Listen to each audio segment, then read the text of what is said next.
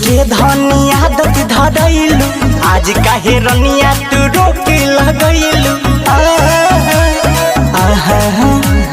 रोज रोज के धनी आदत धरैलू, आज काहे रनिया तू रोके लगैलू।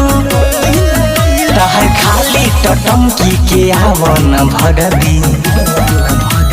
सुनी सुनी हमर राजा, आज मिली नहीं माजा।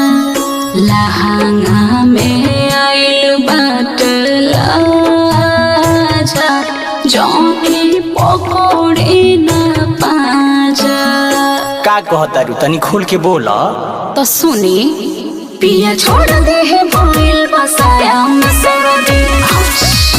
पिया छोड़ दे है भइल बसाया में सरदी। पिया छोड़ दे है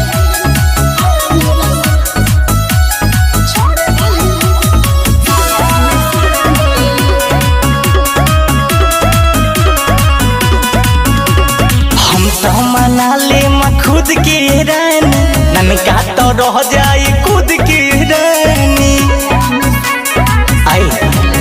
अरे हम तो मना ले खुद के रानी, ननका तो रह जाए खुद के रानी।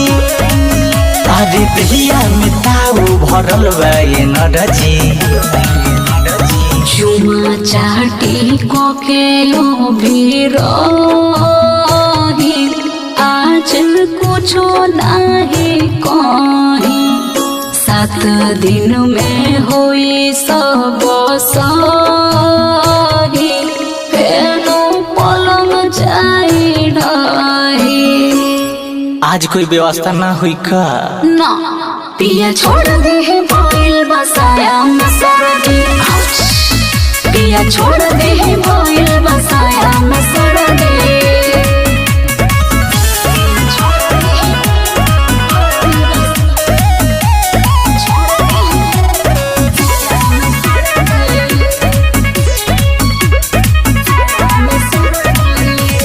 जितना तू हमके करता ढुमाना, उतने ही होता दिलवा दीवाना। रानी आगे जितना तू हमके करता ढुमाना, उतने ही होता दिलवा दीवाना। नहीं मानी रानी जवानी गरजी। पीएम तो पीली भोले दूध हो, बोली मनवा के सुध हो। सबर करी कहे मुहम खुद हो, आरस होई फेनु युद्ध हो। तो आज का हुई? कुछो ना पिया छोड़ दे है भइल बसाया में सरदी। पिया छोड़ दे है भइल बसाया में सरदी। रानी तहार राजा उपासे रहियन का? ना जी, राजा ला 100 साजा भोग ले। जय हो।